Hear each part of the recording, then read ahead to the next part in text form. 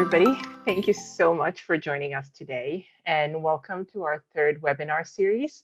Thank you to all that have attended last week's webinar. We hope you are enjoying them, and if so, please do not forget to leave us a comment, subscribe, follow us on social media.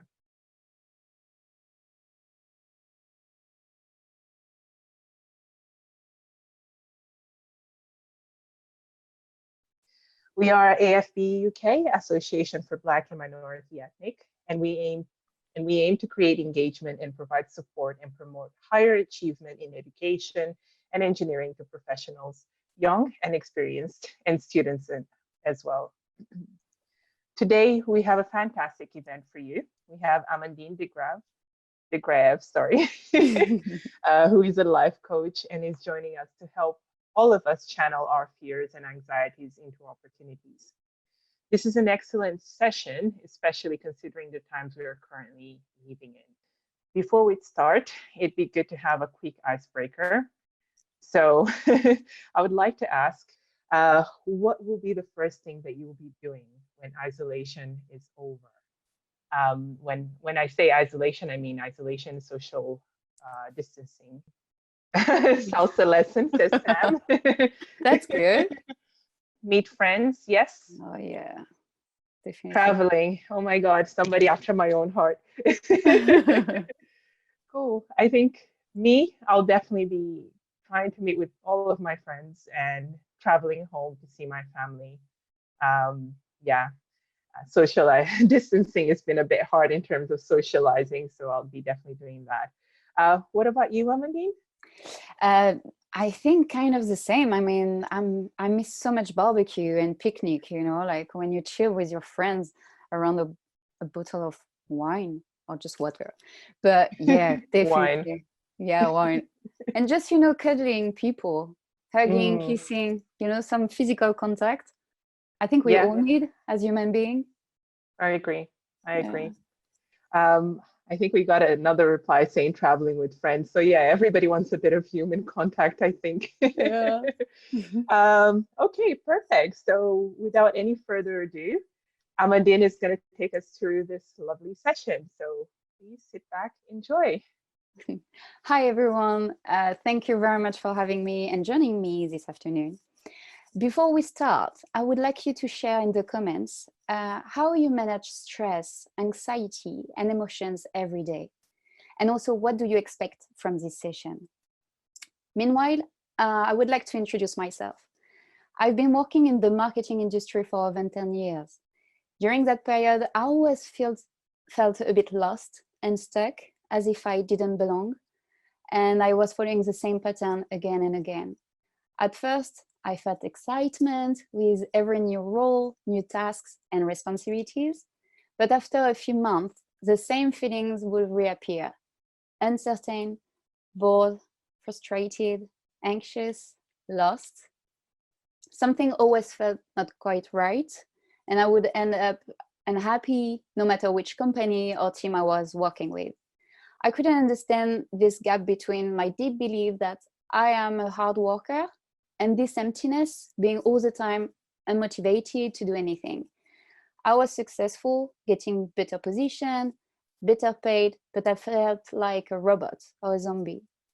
I was constrained between limited belief, eating disorders, self-judgment, and other ugly stuff. So this situation lasted until I found my truth, my alignment between my life purpose and my career. After many books and podcasts about self-development and various conversations, it happened one day and it was clear to me. I feel alive, in alignment and useful when I genuinely help to motivate and inspire people. I want them to realize their full potential, what's true for and resonates with them, relieved from any inner critics, bad thoughts, and old habits, so they can make the best of their life, become the best version of themselves, and inspire others. So while I'm quickly reading your comments, if you can tell me what you expect from this session and how you manage stress and anxiety every day. I would like you also to physically and mentally switch off from your day. The following hours is yours. There is nowhere else to be, nothing else to do. So I would like you to close your eyes, and because I can't see you, I hope you can do it. And take a deep breath in through your nose. Count until 4, hold on for 4, and exhale for 7. And I would like you to do it 3 times. So take a deep breath in, hold it, and exhale. And again, a deep breath in, hold it, and exhale. And the last time, and exhale. Great. Ready to start? I hope so. Yes, definitely. Good. So before considering how to turn fear and anxiety into opportunities, I would like to emphasize the importance that fear has in our lives. At various levels, fear is useful and must deliver certain functions in our lives. At the physiological level, fear triggers the hypothalamus that generates hormone secretion, adrenaline and cortisol. These hormones activate the stress response that will be either fight, freeze, or flight. A very useful mechanism when we had to fight against potential predators during prehistoric times, and what still allows us to have good reflex today. Therefore, fear is our ally. On another important side, we can learn from our fears. What is the positive intention behind this fear? What is it trying to protect us from? We will answer this question by talking about the 5 core fears. And I invite you to read this book, Social Intelligence, The New Science of Success, from Dr. Carl Albrecht, who is talking about these 5 core fears. The first one is extinction. This is a fear of annihilation or ceasing to exist, that we would no longer be. More than just a fear of death or how we might die, what can happen when we are growing into a new version of ourselves? So this is the fear of losing our identity, especially when we try to take on new habits, to change who we are. And it can be solved by having a plan for this new version of yourself. We have to develop this vision and plan for ourselves to avoid that fear. What will this new version of us be doing? The second core fear is about mutilation or bodily invasion, which affects one of the basic human needs: safety, security. This is the fear of losing a part of our body or having our body's boundaries invaded or losing some kind of natural function. That's where and when we feel physically unsafe. So now we can consider that we are not afraid of certain animals like spiders, snakes, dogs, but of what they could do to us. Same with our fear of crowds, needles, and dentists. The third one is the loss of autonomy, which is the fear of being constricted, confined, trapped, suffocated, restricted, and smothered. We can take the example of people suffering from claustrophobia, the fear that we won't be able to take care of ourselves. We recognize here the fear of commitment in a relationship, the engagement with someone, because we are afraid of feeling trapped, constrained. But it can be the case when we start our own business or a new professional experience, or when we buy a house. It comes up whenever we feel helpless or powerless. The first one is about separation, abandonment, and rejection. And again, let's go back to prehistoric times when being thrown out of your tribe probably means your death. Same in the Middle Ages, when we were banished from the courtyard and the surroundings of the castle. We are touching here on one of the human needs, which is belonging. Our critter brain, which is responsible for our survival, gets crazy and thinks that we'll die. That's not true, but that's what we have to navigate. It could be experienced when a relationship ends, in friendship, separation, divorce, or death of a loved one. We make a difference here with the fear of commitment. When a relationship deepens, it becomes more intimate and more vulnerable. What if I lose a person because I rely on them? The last one is humiliation, shame, and uselessness. We need to feel worthy of love and valued in the world in order to be able to connect with other people and ourselves. This is an intense fear of failure and criticism because it directly attacks our worth to the world. How can I be connected to the rest of the world if I am bad or worth nothing? We could call it the ego death. And I invite you to read and listen to Brené Brown, who did a lot of research on shame and stress. Here we're touching at another basic human needs, which is, in that case, love. So now let's define anxiety. Anxiety is how our body reacts to stress, and it can present with both physical and psychological features. This is our normal built-in biological mechanism to our body on high alert. It prepares us to fight a perceived crisis. When it becomes chronic, anxiety can become detrimental and can damage both your mental and physical health. Anxiety is a messenger. The chest pain, headaches, neck pain, and other symptoms we treat with medicine are all messengers. We need to figure out what message these messengers are trying to deliver. Now let's look at some examples of anxieties that professionals, part of ethnic minorities, have highlighted as being of concern in the work environment. When I say minority, I think about ethnicity, but also age, career experience, class, gender. Many of us experience minority anxiety through our life, sometimes once, sometimes often.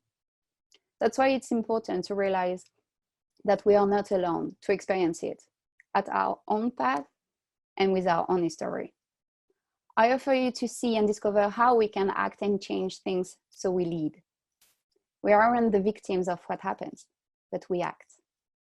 So here are a few examples of anxieties experienced by minorities. Some may sound familiar, and you may have experienced others. The first one is imposter syndrome. Working or being surrounded by people that they don't look like us, ethnicity, age, profession, that we presume they don't have the same background, history, and guidance than us, can be a source of anxiety. How should we behave? What are the codes that they share and I don't? We touch here one of the 5 core fears, which is rejection. Unconscious behaviors. When we are chosen to work on a project, am I judged based on my skin color and the stereotypes linked to, or is it really related to my performance? Also, did I choose to work with this or this person according to the fact that they seem like me with the same interests and history, or based on their results? The third one is positive discrimination. Getting to a higher position or working on a huge project, is it because I deserve it or the result of a situation where having me there will look good for the company or my manager? How can I get the confidence that we are good at things and that we progress in our career for this only reason? The last one is networking. For a lot of people, networking is a tough activity, but being part of the minority can add the challenge. We all grew up with insights from our parents, family, shared environment that were spread for our survival, for making sure we are raised in a safe environment, able to access happiness and success. Don't speak too loudly. Don't show off. Don't act that way. Be polite and always follow the rules. Speak when spoken to. Or a few examples of thought that could limit us in a society where networking is the #1 game. These are all the reasons why fear and anxiety are incredibly useful. They allow us to grow and get over the situations we live in. We don't repeat the same schema, the same patterns. We acknowledge, analyze them, and we act. When we are stressed, whether it is at a low or high rate, the focus is placed in our limbs, arms, legs, to be able to fight, to run away. and in order to make quick decisions. We cannot make the right choices acting in this state. We have no insight, and we act on a survival instinct rather than looking at the bigger picture. Therefore, we don't take the time to appreciate the message sent by this fear or anxiety. We don't realize what they mean to us. That's why I invite you to look at 6 actions that coaches trained with the Health Coach Institute use as techniques to break down and cope with fear, anxiety, and stress. The action number 1 is reformulate fear. And for this, I will give you 3 examples. The first example is fear of loss and of the pain that would be caused. It's important to do this exercise because on the other side of fear, you can find confidence. On the other side of loss could be gain. So this is another opportunity to learn here. So we could reformulate our fears, anxieties in different ways depending on what we fear losing. First question could be, will I really lose it? The second question is, have I ever been in the same kind of situation before, financially, emotionally? And if yes, this means that you survived, you managed it, you did it. So you will be able to find the resource to do it again. The last question is, how can I take control and take action right now? And there is this sentence that I really enjoy. Is, the antidote against fear and anxiety is action. I really like this one. The second example is fear that what we are going to have to do will be too hard for us and that we won't be able to handle it. Here, the idea is to accept the present state. It's hard, but I can become stronger. Am I going to resist the present situation, to struggle against it, or accept it and decide to deal with, face it, and to bring as much possible energy, inspiration, and happiness? The last example is the fear of the outcome pain. It is unknown, and therefore, for the part of the brain in charge of our survival, the creator brain, this means danger.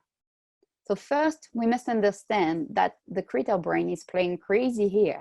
It's worried by changes, but what it does not know and does not understand.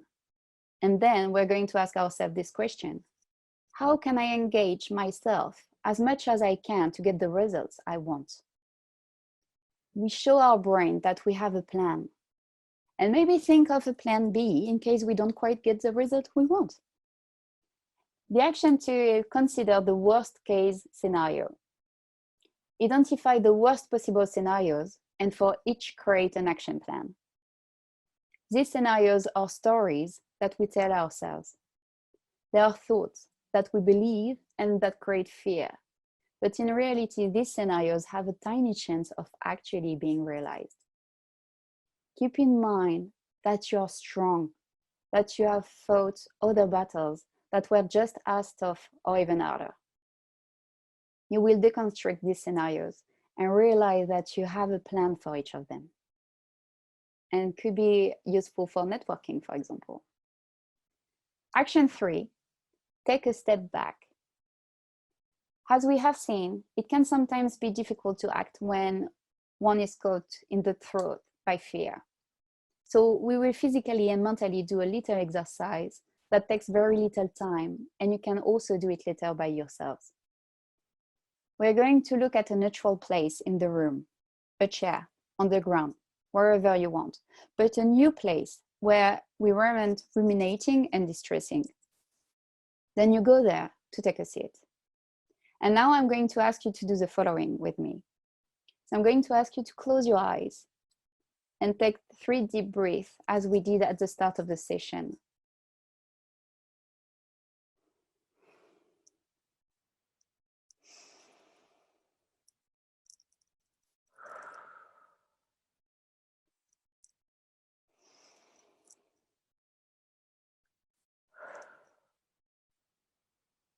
Keep your eyes closed and mentally materialize your fear in an object, that may be around you in the room, or whatever object comes to mind. You will take this object and shrink it as you go. With your hands, you will press, and little by little, take your time, the object becomes smaller and smaller. And again, you press. And when it only holds in the palm of your hand, you will close your hand one last time and reduce it to the state of dust. When this is done, keep your eyes closed. I want you to physically blow this dust away, far away from you. And come back to me. The action 4 is about control. We tend to focus on situations over which we have no control and think about them on and on in our heads. And in general, this just attracts other negative thoughts that add up. The idea here is to recognize where we do have control, where we don't. We are therefore going to make 2 columns on a piece of paper with the headings, control, no control. And for example, I cannot control the future, but I can control how I respond to it. How much responsibility am I willing to take for my well-being? How can I make sense of this period of confinement and use this time preciously? Fear and anxiety decrease when you reclaim power and authority by recognizing that there are things you cannot control and things you can. And we're going to put all of our focus on and energy on the latter. And I would like to use the example of positive discrimination here. I can't control the reasons why my boss, my manager chose me, but I can control my work, the effort I will put in, the objectives I set for myself, and everything I will implement in order to perform. Action 5 is resourcing from self. You have experienced tough periods in your past, and still you're here. You have overcome them, learned from these past situations, and you have come out stronger.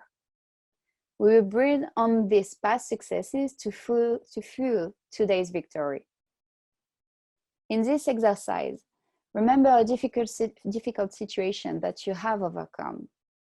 You will step in quickly and pop out. If you need to do this several times to answer the following questions, go for it.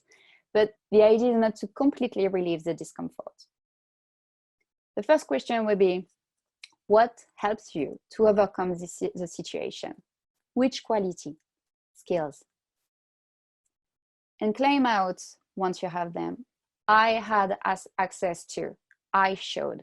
Could be determination, could be courage, could be anything. And then ask yourself, what did you think about yourself that gave you this determination, this courage, or whatever, which word you choose? Maybe it was a complicated job situation. Maybe you thought you were going to die down, that your creativity, your freedom were going to go away, and it was out of the question. And why? Because you deserve to be able to express yourself freely. You have ideas, projects, desires, and you have the right to shine.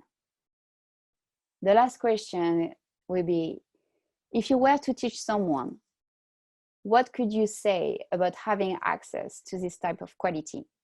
Courage, determination, mental strength. The last action is share your big vision. The idea here is to create a vision for the future.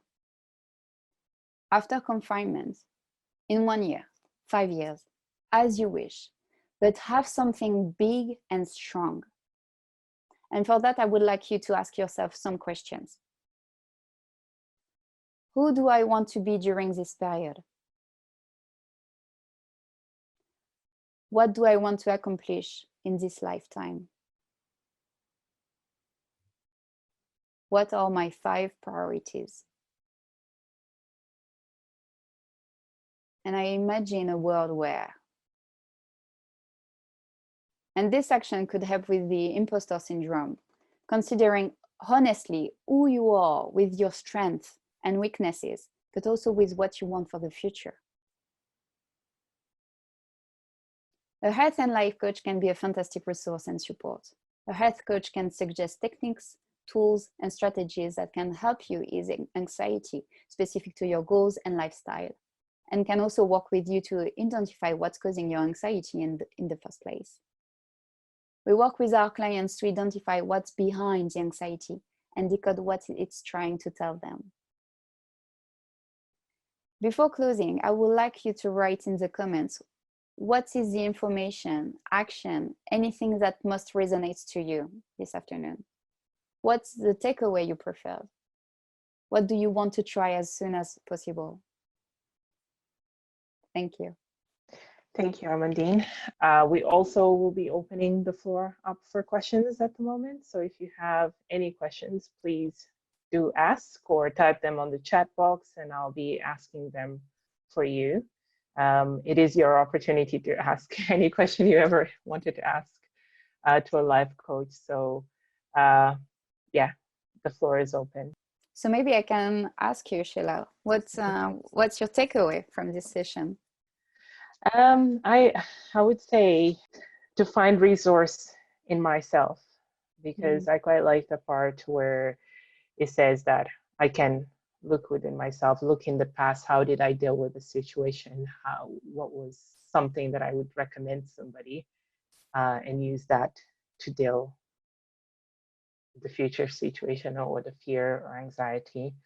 I think David Wilkinson just replied and he said that taking action resonated with him as well. Yeah. It's good to realize that most of the time we give control to others. You know, we expect them to understand what we want, and we expect they will bring it to us. And it's nice to take the responsibility of our own future, and it helps. I mean, the way to do that is just to take action. Yeah. So I don't know if you see some of the comments. Somebody, Nada was saying, focusing on the areas of control, which again, very good. Accepting the situation and finding a solution. Yeah. Another. I think we waste a lot of our energy trying to take the control of things. Actually, we can't do anything. And just the fact that we are strong, and we forget about that. We are strong. We fought before, and we'll find the resource we need. And also resource can be also our friends, our family, and we just need to remember when it gets hard. We also have, again, taking action. Whatever action helps a lot with the feeling of being powerless. Finding a solution. I like the thought about focusing on the future performance as a counter to the imposter syndrome. Yeah, having a clear idea of who we want to be and how it will look like help to focus on it. And as I said, we never consider enough the critter brain. So as I explained, this part of the brain which is responsible for our survival, and we need to make sure our critter brain relax. And the only way to do that is to show that we have a good plan. We don't know how we're going to get there, and we don't have to figure out now. The journey will come, but it's just to have a clear idea. Okay, in 2 years' time or in 2 months' time, I want this for myself, and I will act like this, and I be like this. So you go there faster. Okay, I think we've had a few questions coming through as well. So Tansy Chi is saying, thank you for this session. There are many gems, but I wanted to ask you, how does one deal with the string of rejection, uncertainty, and still maintain a momentum to keep going? Do you have any guidance? I'm not sure to understand properly this one. Sorry. So basically, like if you keep on getting rejected or you're uncertain, how do you deal with it? still maintaining the momentum, still keep going, Mm. even if you're constantly being rejected or you're constantly unsure about what's to come. Yeah, thank you. I think the first thing which helps is to realize that rejection is shared by many people. It's not only us. You're not alone feeling this. I mean, as I said, rejection is part of the 5 core fears, which means the people you feel rejected from, they may feel the same as well. And there are many authors. They write about how we have this want, and we attract people. They have the same want as us, and the purpose of that is just to heal. So I know it's hard, but basically when you feel rejected, the person in front of you lives the same situation, maybe not with you, but maybe with someone else. I don't say it makes things easier, but I just say that actually, yeah, it makes things easier in a way that you're not experiencing it alone, and it's not against you. It's just this person is dealing with her or his own drama, issue, problem, and basically they damage you a little bit, but it's not against you. You shouldn't have to reconsider who you are and what you do, because there is nothing related to you. It's just them trying to deal with their own business. And maybe they project on you, but you're just a mirror of their own uncertainty and rejection, the rejection they got. Does it make sense, what I say?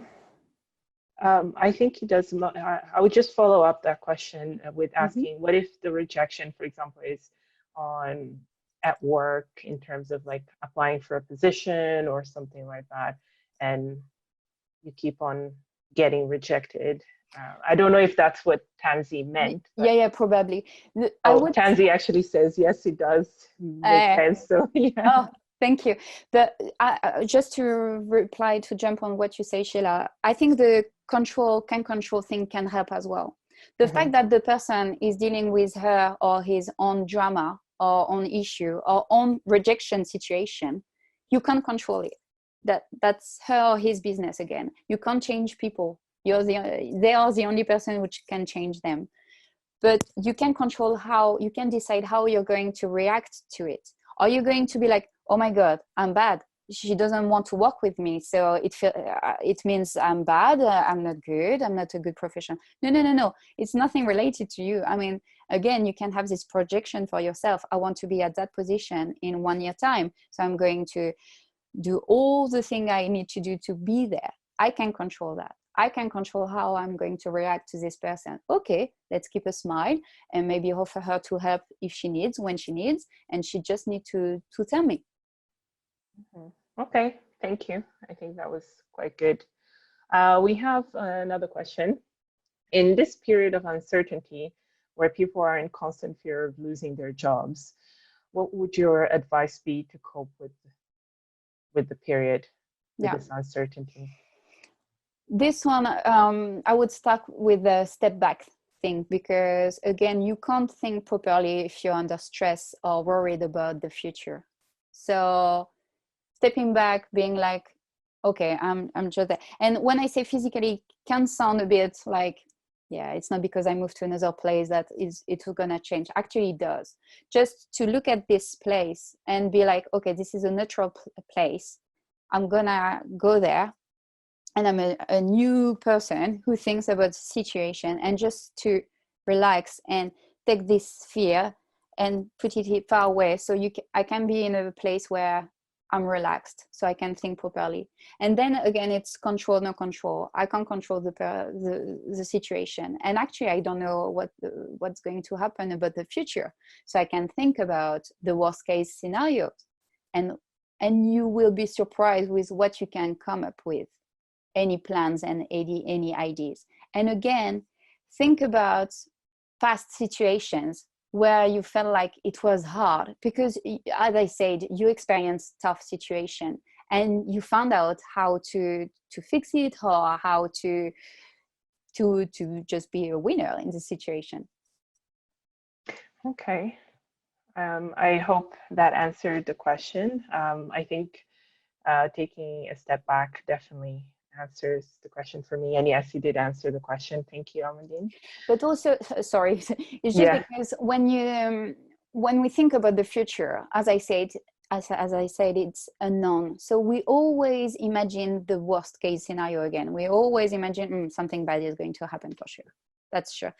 Just thinking about it. Okay, you think it's going to be bad. Okay, let's write it down and see what you could do. And it's not just you being alone in facing the situation. You could ask other people, and maybe they could come up with ideas, or they could be like, I would help you with this, or you could do that. And, you know, and just to have this plan being like, okay, I don't know if it's going to happen. I don't know if I'm going to lose my job. But if I lose my job, maybe it's a good opportunity to do this or that. And maybe I can explore this idea. Could I do something I prefer or something else somewhere else? And again, you have resources, so you will come up with ideas. But you need to be in a place where you're relaxed enough so you can think clearly. Makes sense. Okay, I think we have another one. How do you break out of negative thinking cycle pattern? Yeah, I know it's hard. That's why I like this this step back thing.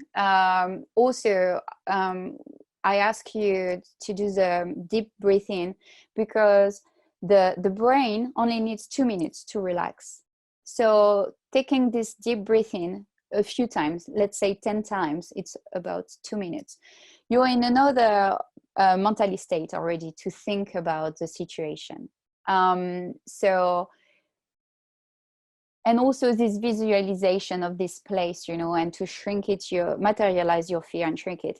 All these tiny things, all combined, they can help to just be in a relaxed state, so you can start fresh, new, and more positive.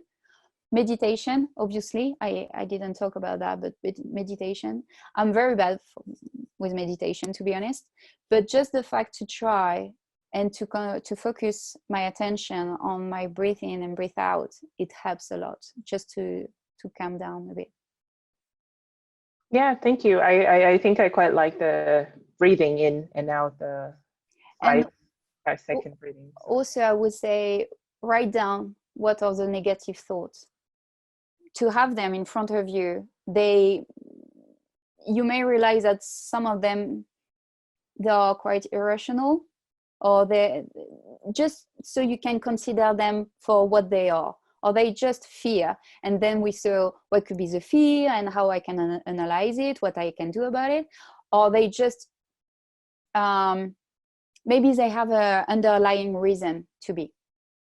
So giving you a bit of perspective. Yeah. Yeah. What advice would you give someone who is dealing with workspace bullying? Yeah, that's a tough one. To be honest, I think we should always have someone we trust in the company to talk to. But I know it's not always the case. I would try to understand what kind of pattern is playing.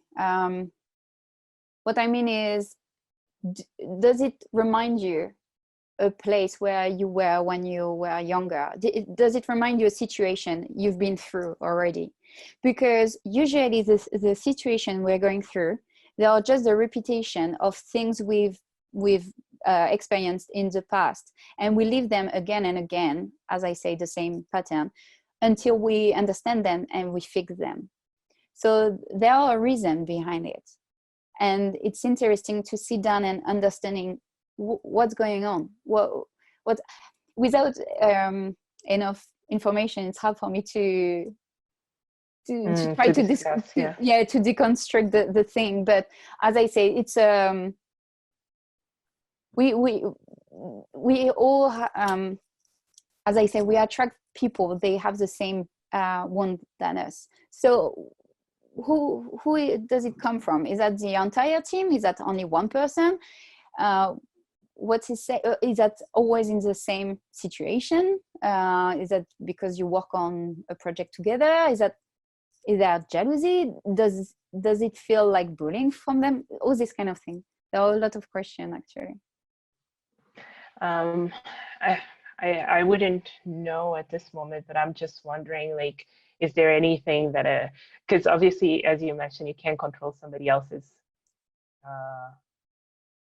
reaction, but is there anything that you can do to take a step back and like maybe not feel as bad or oppressed by the bullying, or to reduce the anxiety from being bullied at work?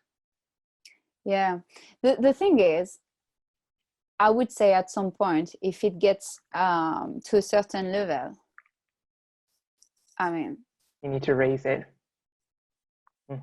I mean, you can do as much as you can. As I say, you can sit down, you can talk about it, you can try to understand what's going on and so on. But at the same time, if it's every day, you're scared to go to work, or if it gets to a point where it attacks you mentally and you feel like you're going to be depressed or whatever, you shouldn't have to go that far. You need to understand what's going on, because as I said, it may repeat again and again, maybe in another form, in another situation, but what's going on? What's the thing here? Thank you. How should one support a friend or family that is finding it really hard to deal with rejection and or anxiety? How should one support a friend or family that is finding it really hard to deal with rejection or anxiety? Sorry, sorry, I'm not sure to understand this. Yeah, so earlier on you answered about like a person, how to deal with anxiety and rejection, but what if it's your friend that's dealing with the anxiety and rejection? What can you do to support them? What tools or techniques can you offer? I would say all the things we've talked today, it's something you can share with people. Also, it can help you when you help someone, when you inspire others, when you just share and teach people. It helps you also, you know, when we were talking about what are your priorities, what is your vision for the future, just to define who you are and what you want. But yeah, I would say you can just share what we just say today, all the actions. Obviously you don't have to use all the action. It depends on the situation, what you experience and what you want to do about it. Okay, thank you. I hope that answers. Yeah, sorry. Just to add on it, active listening.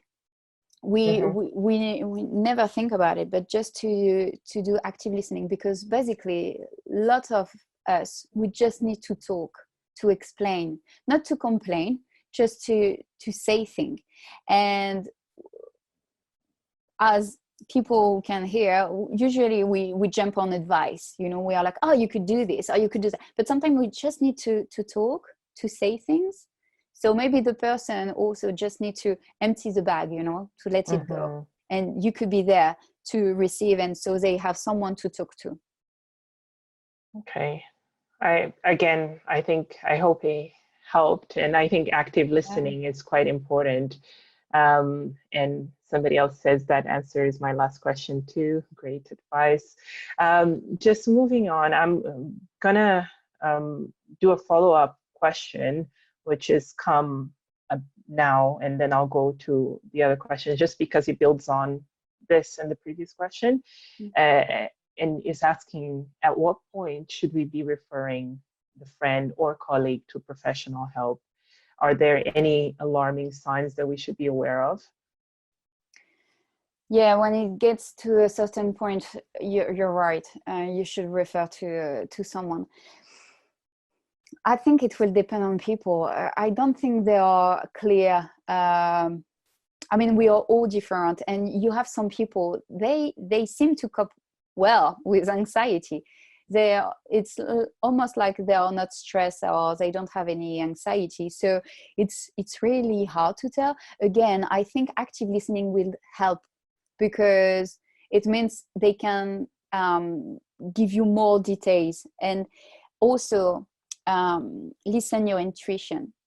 I know it's hard, and we always feel like, oh, I'm not sure that, but if you know the gut feeling, if you feel like this person need help, do something. And maybe you can ask the person first, you know, like, how do you feel? Do you feel like you need someone? And you see how they react. And please, again, active listening. But I think you need to trust your gut feeling. I agree. Thank you for that. I'm going to move on back to the a question that's been asked. Just making sure I fully understand. It says, with conversation with colleagues in senior management, when you might be feeling, I'm guessing it's how do you have conversations with colleagues in senior management when you might be feeling anxious or nervous to approach them? What advice would you give when having those conversations? I feel it's a bit like, you know, when I was saying about networking, how it can be a tough activity. It's the same when you must speak to managers. Again, take deep breath in and breathe out, because again, you will be in a position where you're breathing well, and so you're not as stressed. And do this thing before the meeting. I need to talk to them. What are the worst case scenario? What do you fear the most? Why are you stressed about? Are you scared that you will say something wrong? But if you say something wrong, what's going to happen? What's the worst thing which could happen? And in that case, what could you do if it happens? So you can come with action. So you imagine all the situation possible, like. And again, it's hard because I don't know why you're scared to talk to the managers, but consider it and come with a plan and what you could say. And maybe you could ask some help from another colleague. How do they do? How do they manage them? How do they cope with them, handle them? Okay, I like that. Plan in advance. If you're anxious about something, plan it. Imagine worst case situation and plan for that. Yeah, and again, what helps also, if you need to ask something, because, you know, sometimes we're going to ask something, tell them what they're going to have in return. You know, like, I don't know if you need to ask for working on a project. I would love to ask on this project because I feel like I can handle it. I did this before, and I have enough knowledge to do that. And I really feel it could be great for the company because I will bring in my networking, or I will bring in the clients, or, you know, what the manager or the company is going to get in return. Well, that's great advice. Thank you. Any advice for people who feel fine in the day, but actually their anxiety shows in the form of poor sleep, night sweats, or bad dreams? Yeah, that's hard because it's like, you know, you have a bag and it's like you put everything in the bag. So during the day you're okay, and at the end, during the evening, it's like you open your bag, you know, on your bed, and you have all this worries. And I would say journalizing. So basically it's, again, find a state where you are relaxed and think about what situation happened.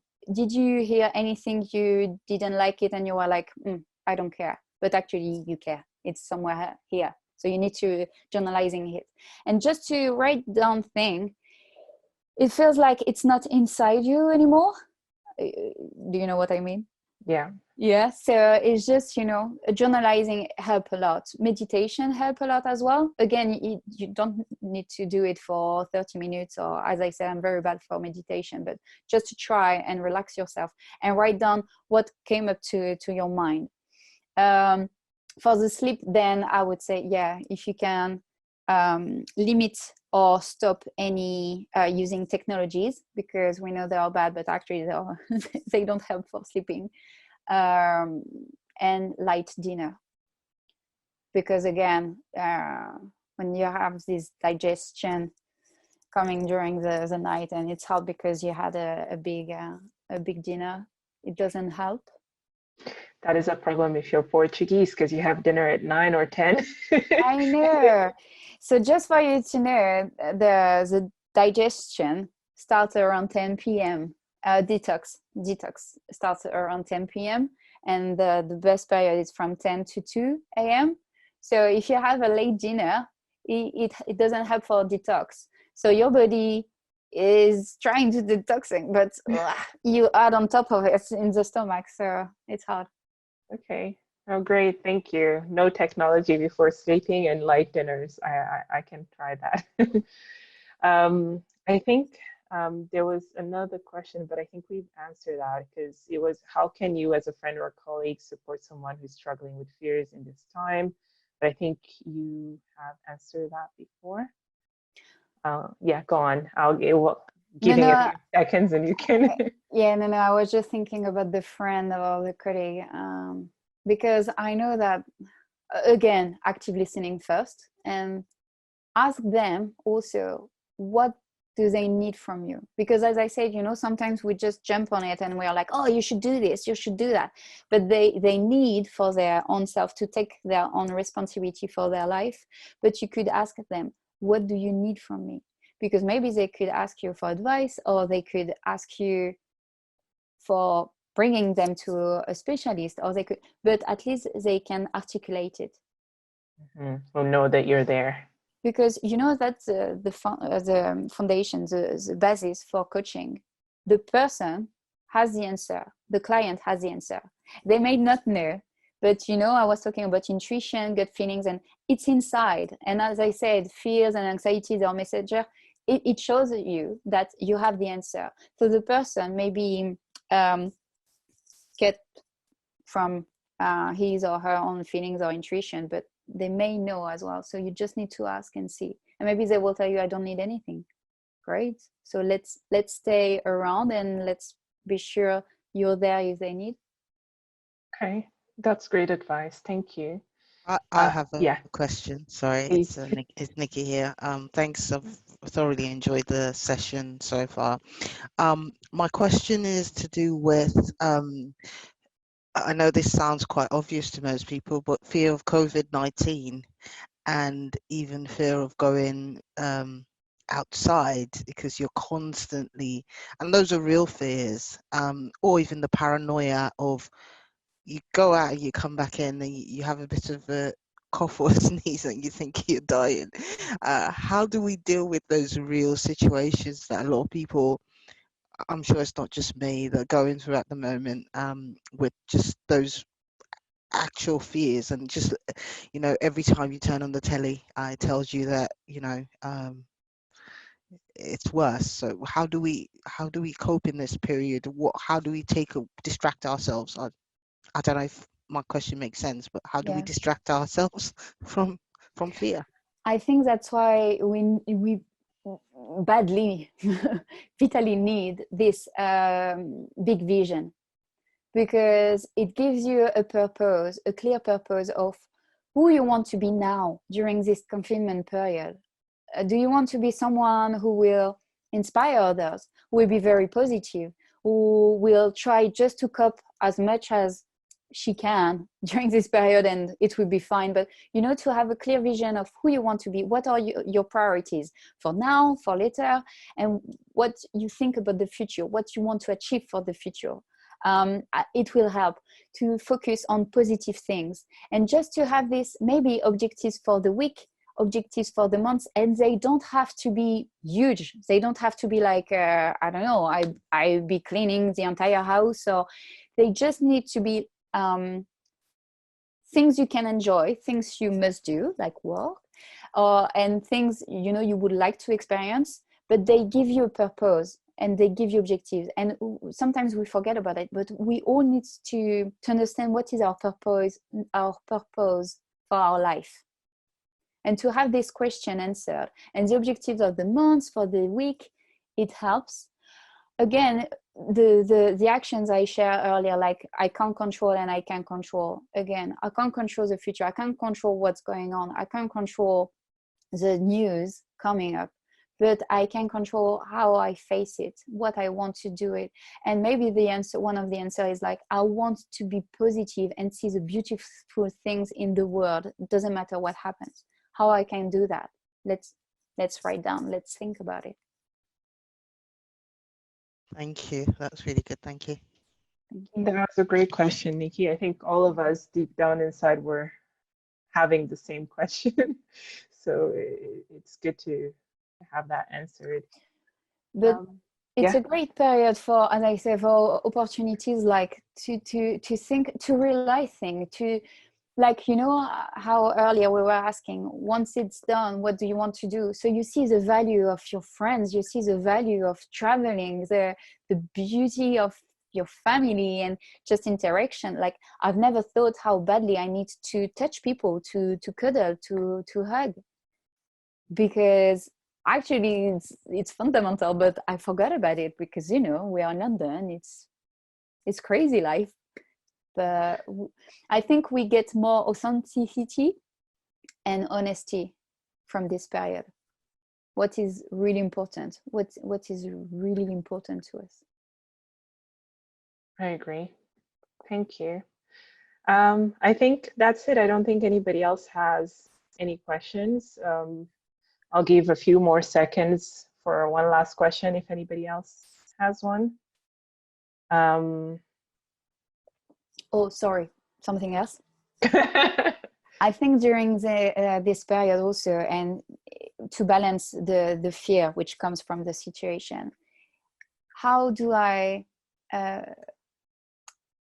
cuddle myself? How do I take care of myself?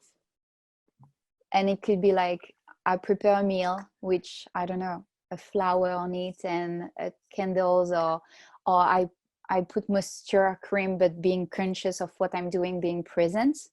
How am I present for myself? How am I'm making sure I'm fine? Because we think about others, but we need to think about ourselves as well. How I make sure I feel safe and I feel happy. Very true. Thank you. This was, in fact, a very, very good session, a great session, actually. I think I learned a lot. Thank you, Amandine, for providing us with some coping mechanisms and to realizing what our fear and anxieties might be rooted in. So thank you for having me. We're glad to have you. So if you have any further questions, please follow Amandine on LinkedIn. She'll be happy to answer any questions. We'll put the information when we publish the video, we'll put the links on the site. Yeah, so, and also if you have any feedback for the session, we have a great schedule of events over the next few weeks. I'm so excited about them. Next week, this is the one I've been waiting for. We have the 5 Gs of radio, debunking the myths, with Dr. Nike Folian on the 22nd of April.